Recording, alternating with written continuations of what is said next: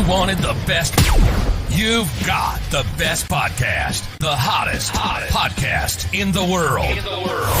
The Chris Voss Show, the preeminent podcast with guests so smart you may experience serious brain bleed. The CEOs, authors, thought leaders, visionaries, and motivators.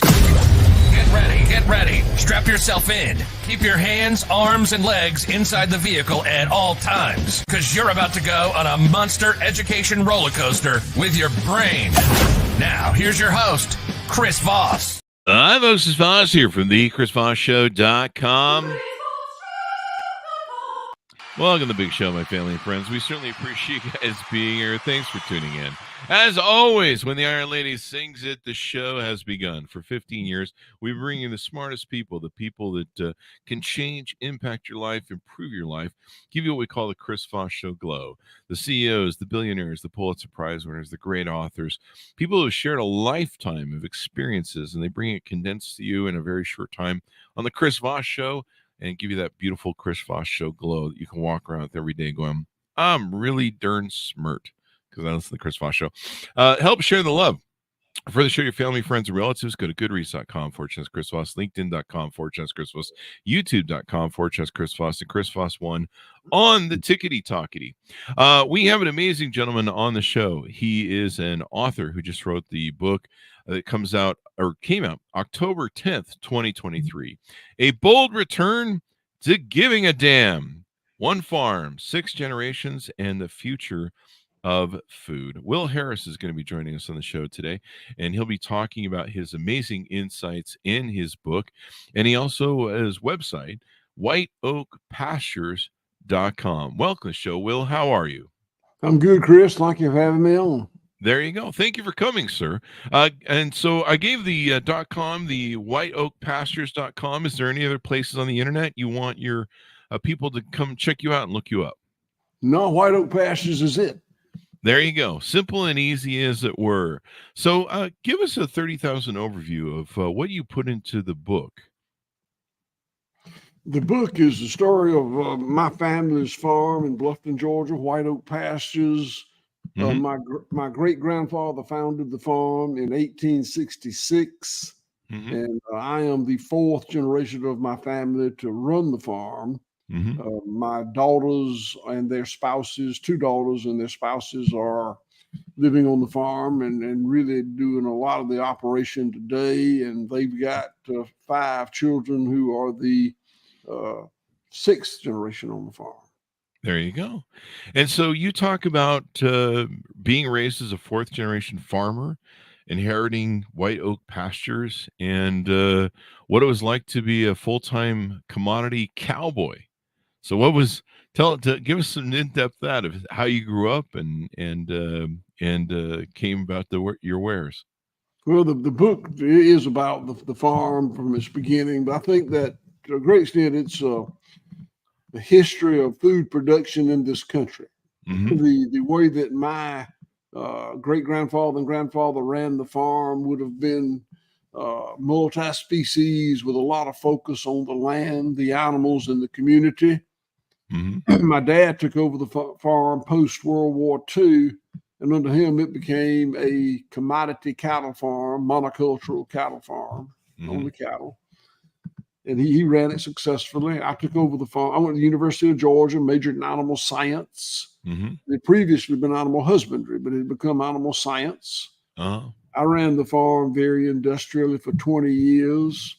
In the mid-90s, I started a transition to a model that actually resembles what my great-grandfather and grandfather did more than it resembles what my dad and I did. I didn't set out to emulate that. I just started making changes and one day realized that how much it looked like the previous model.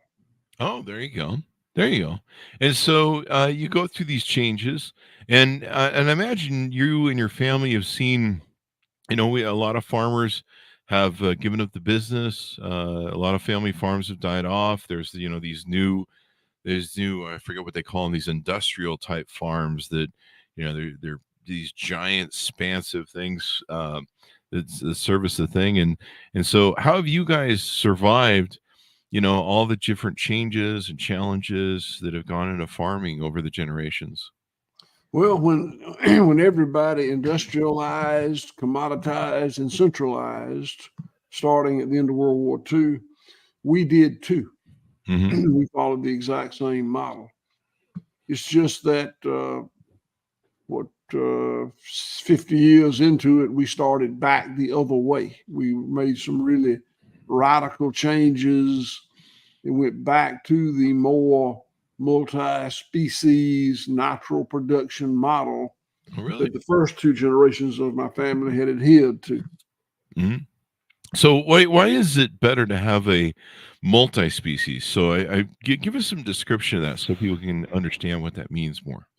Well, when my father embraced the industrial model, he embraced that very linear production system like a Mhm. factory. That's the Mhm. way agriculture went in Mhm. that era, and it's continued to go. It is a very, again, linear as opposed to cyclical system. Nature operates in cycles. Mhm. Industry operates in a straight line. Mhm. Uh, so philosophically, what we did is move back to that closed system. In my mind, in my opinion, nature abhors a monoculture. Nature will not tolerate a monoculture. I Really? don't believe that you can come up with a single ecosystem, natural ecosystem, that is a monoculture. Mhm. Nature thrives and produces an abundance when there are many species of plants and animals and microbes living in symbiotic relationships with each other. When Mhm. we have that happen, it spins off a bounty. All that coal and oil and natural gas in the ground, Mhm. that is the bounty, the abundance of nature that spun off in the era of the dinosaur Oh, when wow. it was really rocking. I mean, it was operating optimally. Mhm. And so Things happen, ice ages and such, but what happened to us in the last 60 or 70 years is a very human induced system. We moved it from the cyclical system of nature to the very linear system of industry. Mhm. There you go. And so at one point you went to cattle, I think you said, as a linear model. Now what does the farm look like? Who's on the farm? What sort of animals do you have on the farm? We pasture raise cows, hogs, sheep, goats, rabbits, and poultry. Oh, wow. We have and they're again living together in symbiotic relationships. We have Mhm. organic vegetables. We're vertically integrated. I built a USDA inspected red meat processing plant on the farm Mhm. and a USDA inspected poultry processing plant on the farm. Mhm. And the waste from those plants is composted and put back onto the land. Again, very cyclical. Mhm. And I'm just really pleased with the impact it's had on our land, the water that comes off of our land, on the economy of this little rural town we're in, Bluffton, Georgia. Mhm. And you focus on a lot of different things. You've got artisan goods. You've got some events that you hold there and lodging that you do there on the farm. It looks like you ship out meat that people can order that are from the farm directly. And yeah, I'm looking at the photos and like there's a mix. Normally I see what you talk about, a monolith sort of linear farm. When you look at it, I'll drive by a farm here in Utah, I'll just kind of see cows or something. But you guys have the cows mixed with the goats, it looks like, and I can see all the chickens running around between them. So everybody's having a party on the farm there. And it's benefited our land. These numbers probably don't mean much to you, but the organic matter in our soil Hmm. over the last 20 years has gone from a 0.5% to 5%, a Wow. 10x improvement in the organic matter in the soil. And the organic matter is a direct measure of the life in the soil, the Hmm. microbial life that occurs there. And we've also had an economic boom for the community. when I was an industrial cattleman 20 plus years ago, I had 4 minimum wage employees. And today we've got about 170 Holy crap. employees. We're the largest private employer in this county. Mm-hmm. Our payroll's over $100,000 a month.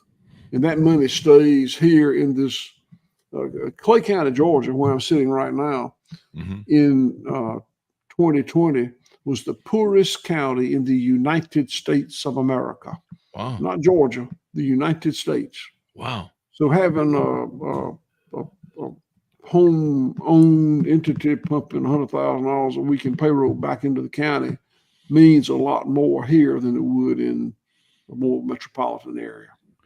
There you go. And you guys, I know in the book you talk about how there's farms that they use chemicals, antibiotic, and steroids.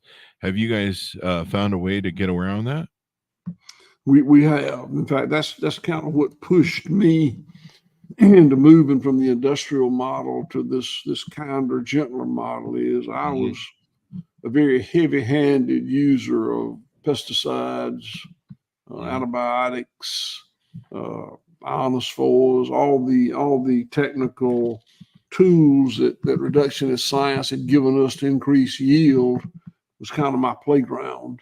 Yeah. And I just reached a point that I said, this is too much. Yeah. There you go. And so now people can ship meats. Tell us about some of the offerings you do on the website here that I see. There's a lot going on. It looks really cool in supporting your local farm. Yeah, I built this as a wholesale company. Again, I'm in a very poor, very remote rural area and don't have a local clientele. So, and we produce $25 million worth of product a year. So I needed to get it to consumers somewhere. So it looks like so we Go ahead. found wholesale grocery as our market, and we still in wholesale grocery, Publix and Giant Eagle and a number of grocers support us. But really, we struggle in grocery. Grocery companies are geared to deal with big multinational companies that can provide a lot of product in a short period of time. They're very good to us, but we have found that selling direct to consumers through our website, we have our own order fulfillment center here on the farm. So we pack boxes 5 days a week and ship it to 48 states. My hope had been and still is that others would emulate what we do. And there's been a little of that. There's some really good places around the country that are doing what we do. But it hadn't caught on as well as I had hoped. And I had hoped that we would be able to sell our volume goal, 25 million in Georgia, Florida, Alabama. But sadly, we're having to reach out to 48 states to do it. Well, but you're doing it though. So we are doing it. I really want to see food become more local, and to do that, you've got to have more local producers. And doing what we did 20, 25 years ago was difficult, and it would be even harder now. Things the market has matured. A lot of imported product comes in. You probably didn't know. You probably did not know this, but in 2015, the rule was changed, and grass-fed beef can be brought into this country from 20 plus countries. Holy crap! And labeled as product of the USA, legally and properly labeled as product of the USA. Wow. And as a result, most of the grass-fed beef that people buy, unless they really know the story, is coming from New Zealand or Australia or Uruguay, other places. And it's really made it hard for others to do what we did. We made our change before that horrible change came to the law. There you go. So people can order. I'm looking over the stuff here. They can order artisan goods, grass-fed beef, grass-fed lamb. That makes me hungry. Heritage pork, Iberico pork, Iberico. From Iberian hogs from Spain. There you go. Pasteurized chicken and poultry, pasteurized rabbit, if you're into that. Organic vegetables, farm store, and pet stuff as well. And people can order it right off your thing. They can get the steaks, the ground beef, the briskets, ship right to them. Even sell bone broth. That's good for you there. Would you call this organic or just grass fed or? Grass fed. I was certified organic.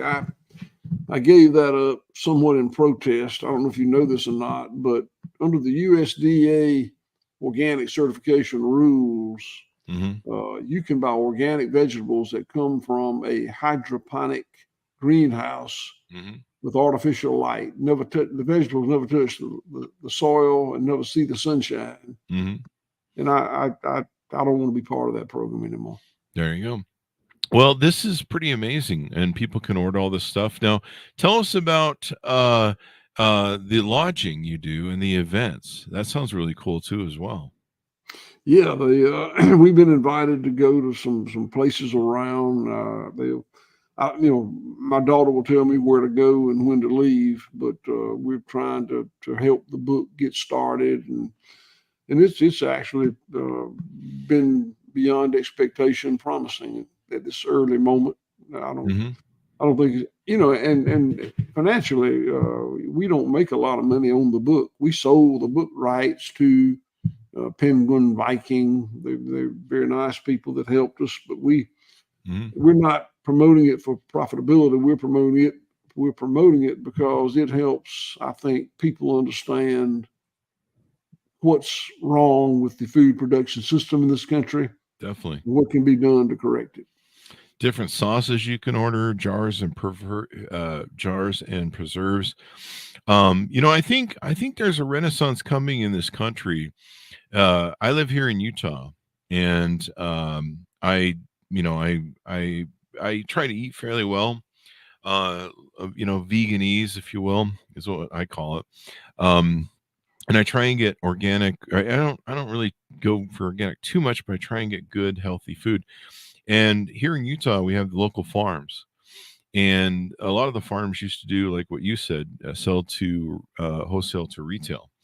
And when COVID came around, a lot of the restaurants shut down that were buying from the local farms because no one was in buying food, and so they set up retail shop to sell their own food. And now that's pretty much where I do all my own shopping. I go there and I support them. And what's funny is there's a ton of people that go there, and I pay a little bit more, maybe a little bit more than what I would pay at the store. But the food, the salads, the everything that comes from the farm, the vegetables and stuff, they look so rich, and the taste is so different than the stuff that's being imported.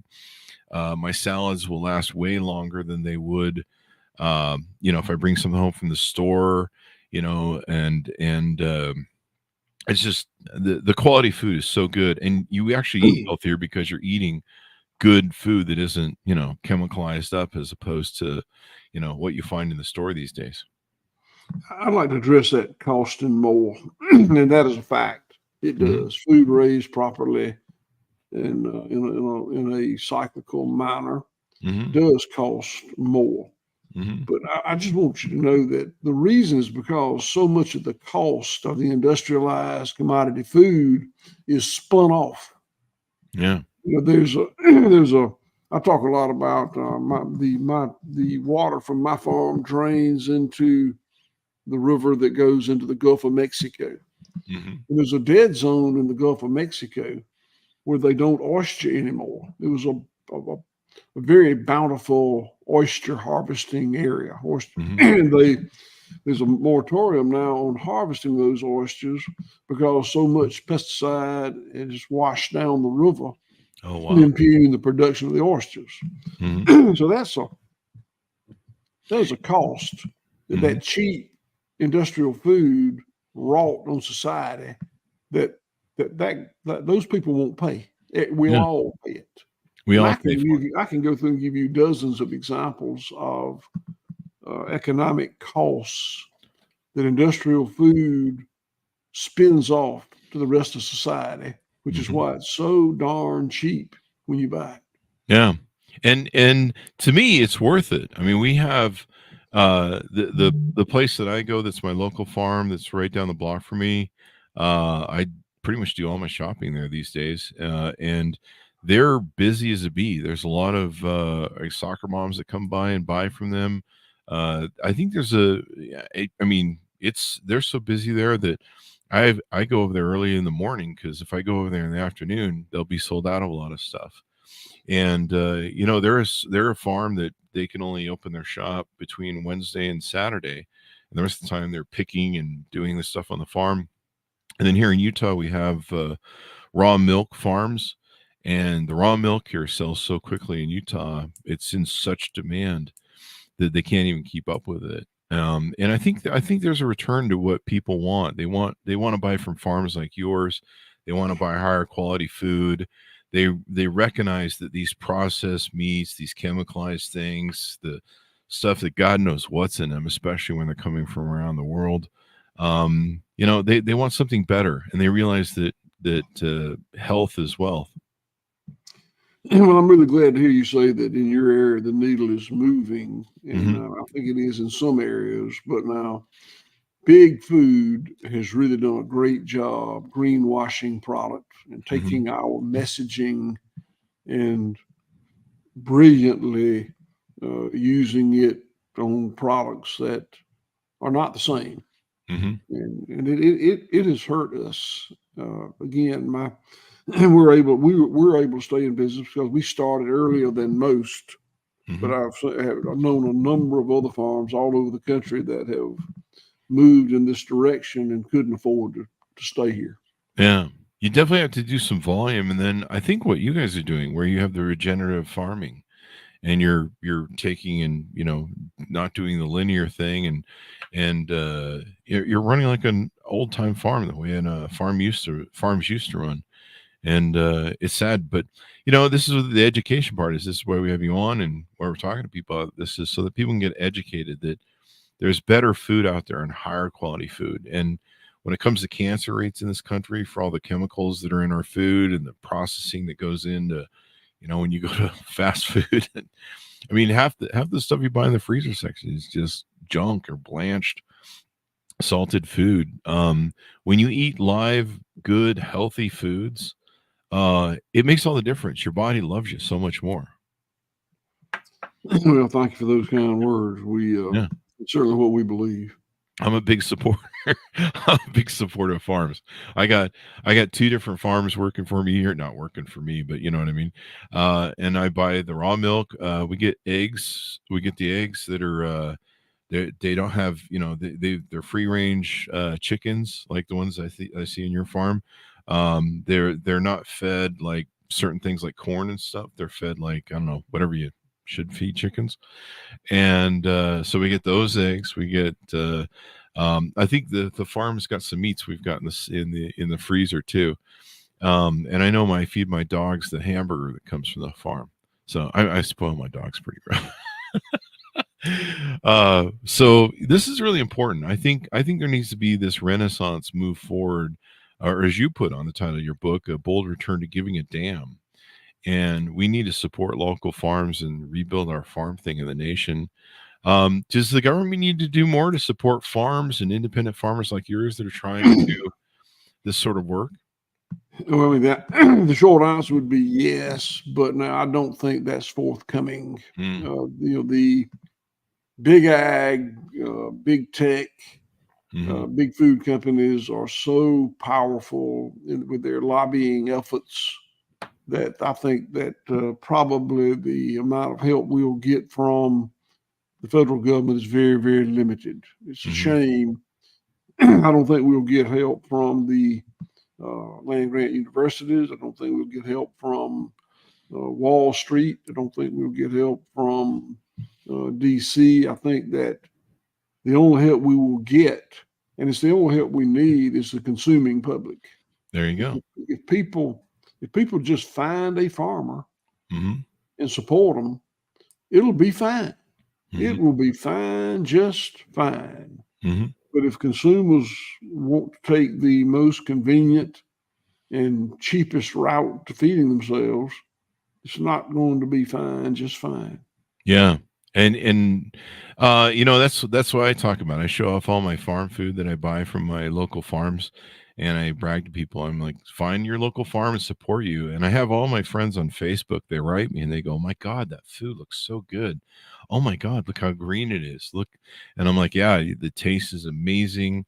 The concoctions, they do stuff like, it looks like what you guys do on your website. They make different little recipes up and concoctions of different things. I just recently got cranberry sauce from them. It's really good.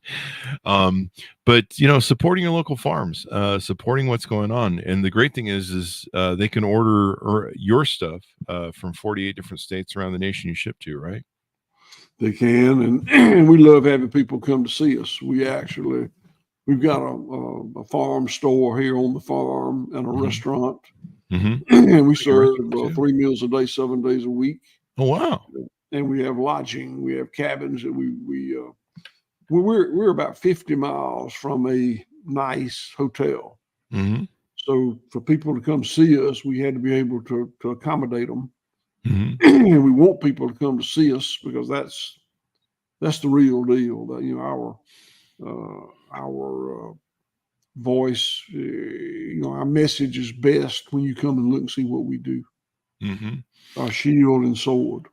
There you go. And looks like people can tour about the property. You've got some tours and events you put on for that.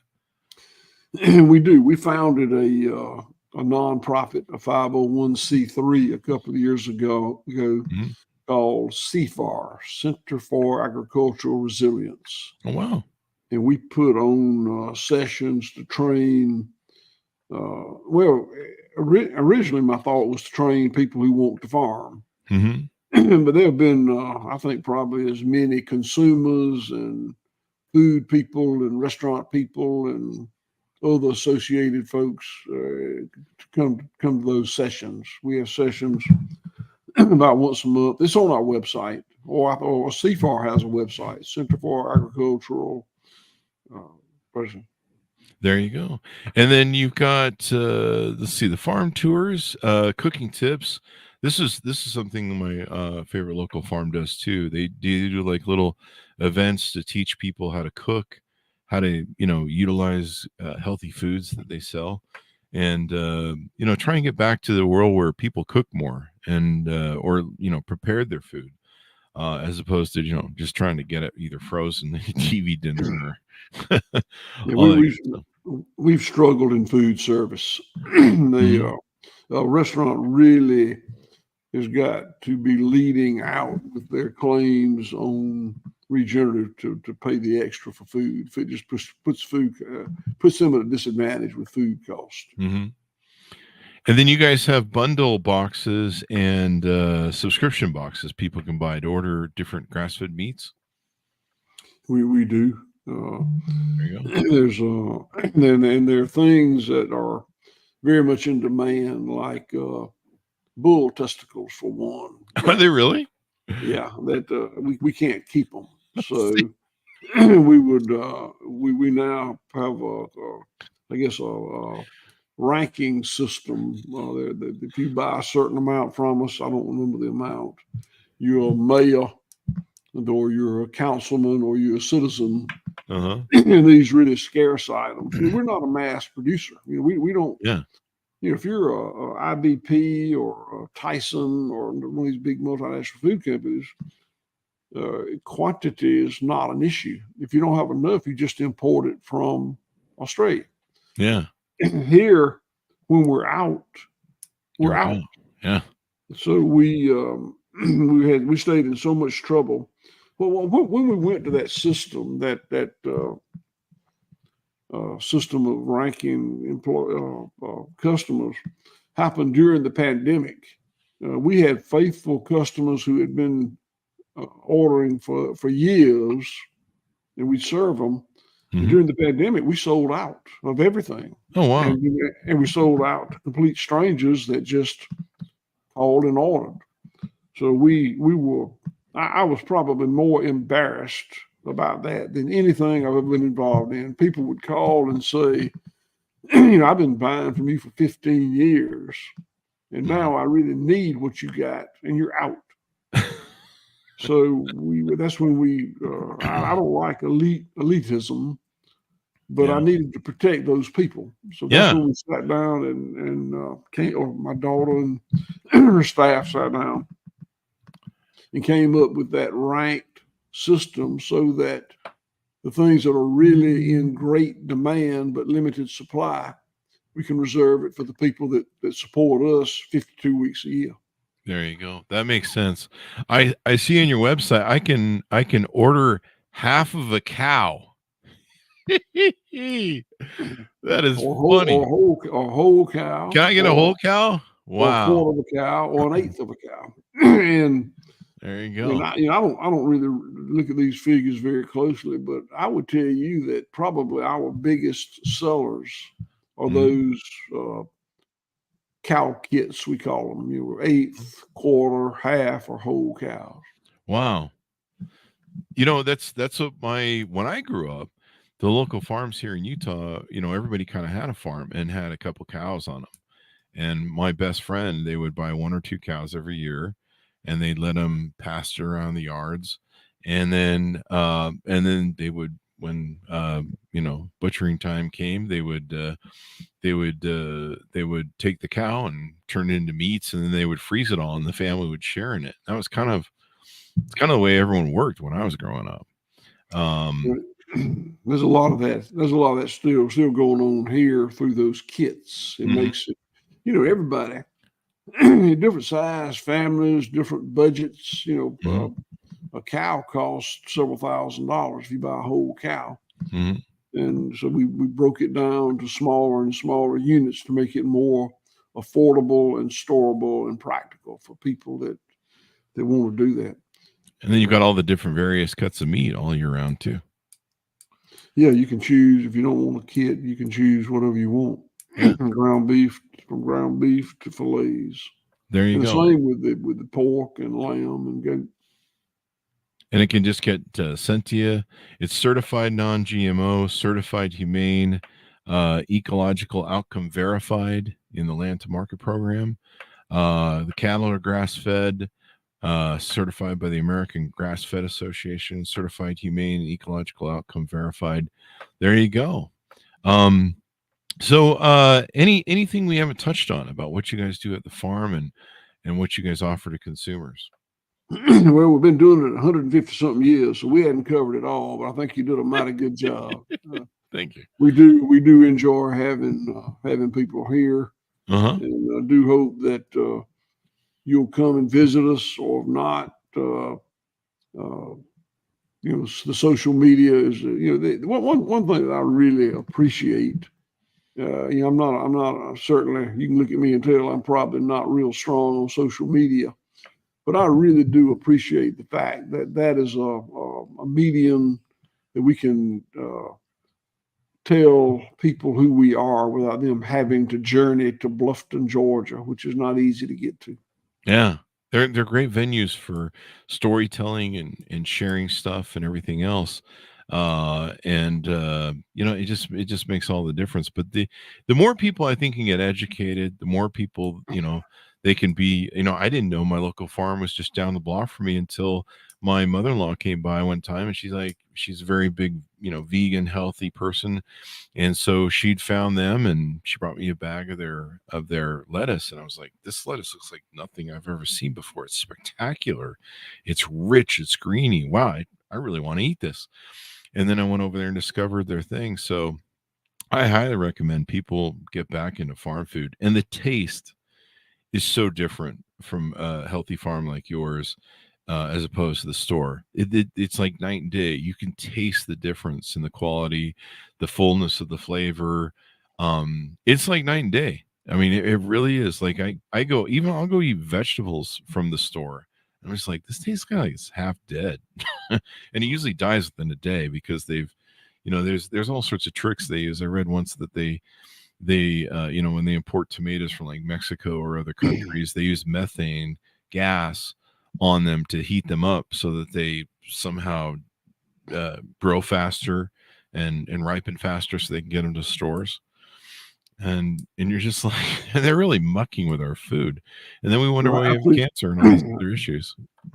I appreciate you making those comments. When I first started dealing direct to the public, selling to the public on our website, I put a bunch of stuff in there about the flavor and the taste and the nutrient density and the health and all these other things that I genuinely believe, but I'm not an expert in it. So, I realized, I saw other people doing the same thing, and I realized how stupid they look, and I realized I looked just that stupid because I was doing the same thing. So we went through I had my people go through all our marketing material. I told them, I said, you know what? I think I'm an expert on regenerative land management. And I think I'm an expert on animal welfare. And I think I'm an expert on regenerating this local rural economy. And I know I'm not an expert in nutrition and food safety and health. So we took everything in there off of it, and we don't talk about it. But it doesn't mean we don't believe it. And those things you just said, I'm very grateful to you for saying, because we don't say that about ourselves. We talk about 3 areas that we can bring you here and show you we're good at. There you go. I think it's so important. I mean, I've had my dogs have suffered from cancer. There's been, there's all this cancer that comes from processed foods they're finding, and all these weird chemicals. They're starting to ban a little bit here and there now. But knowing where your food's sourced from, one of the ways I lost 100 pounds was I started eating what's called live foods, where I would eat, foods that were alive in the the outside of the store, the salad section, the produce and stuff like that, instead of frozen foods. And the fact that they're live makes a difference in the taste, and taste is everything. I mean, people don't realize half the reason you go to McDonald's and these stores that are chemically induced to give you, severe chemical dopamine hits, and make you addicted to them. There's little to no nutrients in them, really. That's why you're hungry after you eat McDonald's, and you want more, because your body's going, well, you just fed a bunch of junk in here, but can I get some nutrients here? Can I get something to help? And this is how we grew up. We grew up on farms. You see a lot of people even now that have peanut allergies and all these different allergies. They're having them because they don't grow up on farms anymore, and they're not exposed to all these things. And so when they finally are, they have a whole lot of issues with them. And we talk a lot about the cycle of life. One of the things we say is that, everything that's ever lived has died or will die. Microbes, insects, you and I, the big sequoia trees, everything that has ever lived will die. And everything that any living thing ingests used to be alive. And that's true with people and the highly processed foods we eat, but it's not nearly as alive as I think it's probably supposed to be. It's not as alive as that tomato you picked out of the garden, or that pork chop that was walking around in the lot yesterday. It's just not. It's a different level of living food. Yeah. And being fresh too. I think the freshness really makes a difference in the quality, going from farm to table. Is there do you find are there any organizations, because like I said, we have a lot of farms here in Utah, and kind of always have. I think we've been a cattle state for a lot of years, or decades, probably 100 years. Is there any sort of overarching council or group that's trying to promote farms like yours around the country that are doing, all these cool things? There are several. The American Grass-Fed Association is very good.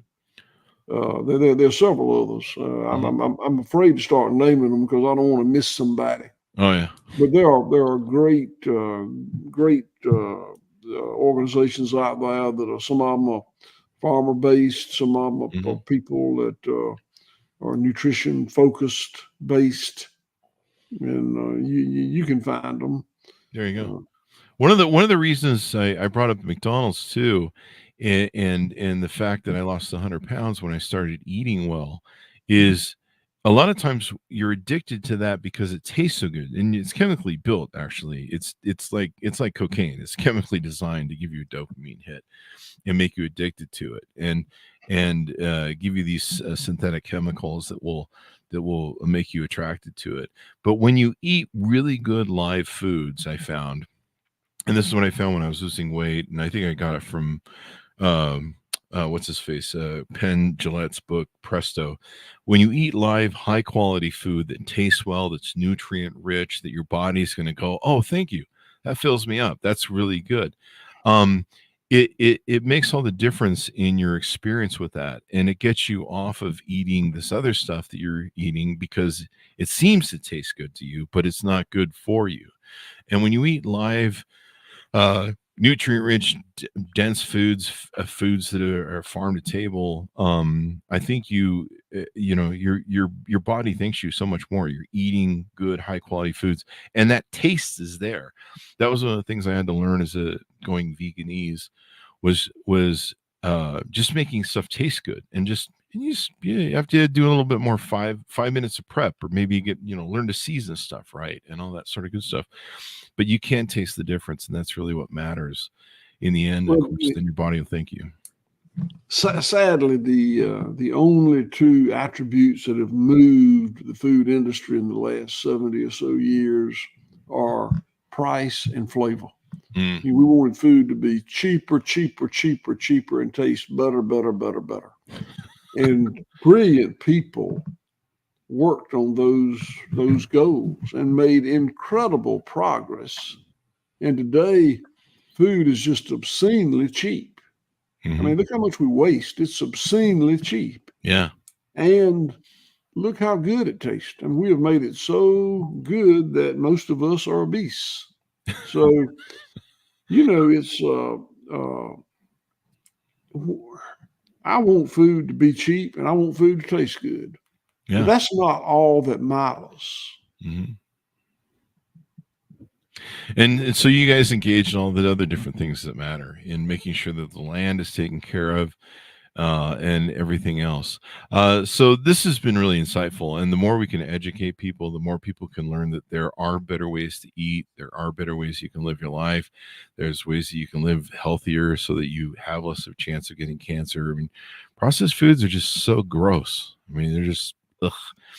So give us your final thoughts as we go out and pitch out to people to get to know your farm better, order up some supplies, order up the book, Will.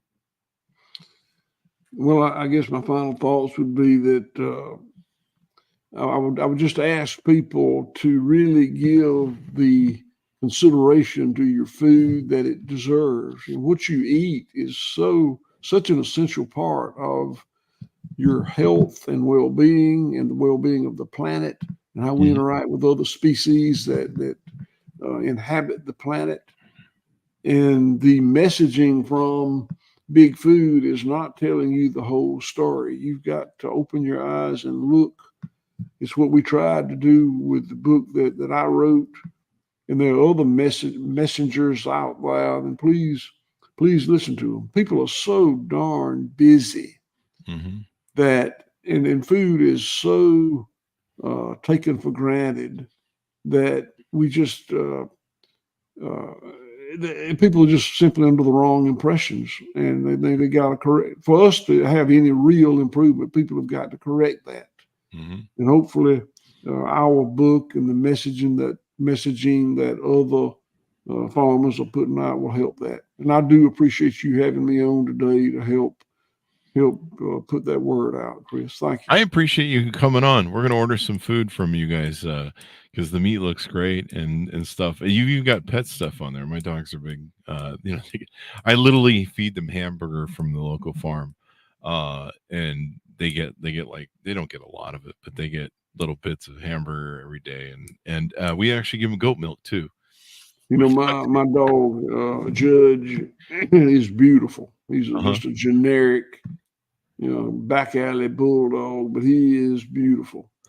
And people ask me, what do you feed him? What does he eat? Because he eats nothing but ground meat. It's meat he finds on the ground. It's never been on a grinder, but it's ground meat. And he literally walks around the plant and eats what he finds. And I'm gonna tell you now, he's beautiful. He's I found years ago my dog was dying of cancer. She had anal sac cancer, and she was dying of cancer. And we had found that giving dogs that are in that state a raw diet, where they get raw meat, usually something that's high fat, we could extend their life, because cancer doesn't like fat; it likes sugar. And so we were able to extend her life from 3 days they gave us at the vets to a year and a half, almost 2 years. And it was actually her arthritis that got her in the end. We extended her life, slowed down the cancer growth, and she had quit eating when they gave her the 3-day sentence. And we started feeding her just raw hamburger with, I think we had to cook it at first, but then eventually just raw hamburger with that high fat, nasty rolls that you would get at the local store. Don't buy those, they're nasty. But at the time we were buying those for her, and she lived, she started eating again. She started living another year and a half. And so let me give you something to think about. So I told you what my dog eats. We sell a pet grind, and the pet grind, I think, is better for my dog than ground beef or other just muscle meats. If you I don't know if you're much of a naturalist or not, but if coyotes kill a calf, the first night they eviscerate it from its throat to its sinus, and they eat all the organ meats first. If nobody finds it, they'll come back later and start with the muscle meats, which is where that hamburger comes from, that ground beef. But these animals crave those organ meats, and it is incredible what it does for them. I mean, they just become unbelievably healthy and beautiful. I was going to check those out on your website. You've got the duck pet grind with bones. You've got the chicken pet grind with bones. You got turkey pet grind with bones. And we feed our dogs raw. I got stuff that I buy that's frozen. It's supposed to be some of the best foods that I can get, but sometimes they're a little finicky. And they're probably after the organs that you're talking about. And I give them raw goat's milk. I get raw cow's milk. And then you guys sell rawhides as well, looks like, rawhides that dogs can have in different parts.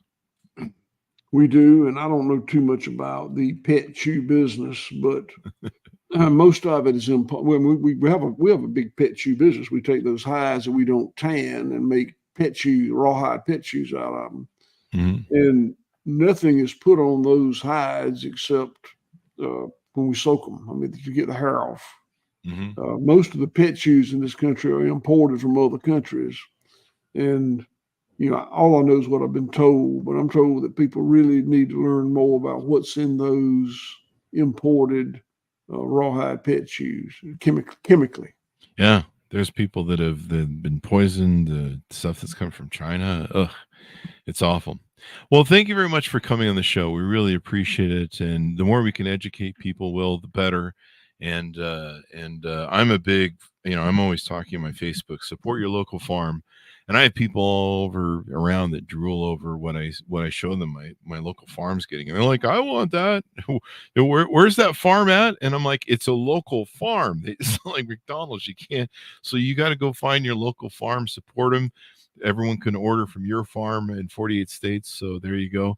But I think it's more important, we need a renaissance of food, and we need to support our local farmers that are doing the work that you're doing, and keep everything in business, because the more we can return to that good stuff and put our dollars where our mouth is, I think that is real important. Thank you very much for helping me get my message out. There you go.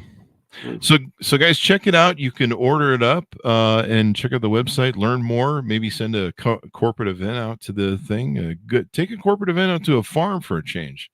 There you go. Might learn some stuff about the land and innovate. WhiteOakPastures.com. Go there and check it out. You can also order Will's book wherever fine books are sold. A Bold Return to Giving a Damn. One farm, 6 generations, and the future of food, and probably the future of food is important for the future of us as human species. Thanks everyone for tuning in. Go to goodreads.com/Chris Voss, linkedin.com/Chris Voss, Chris Voss 1 on the TikTok, and ChrisVossFacebook.com. Thanks for joining us. Be safe, and we'll see you guys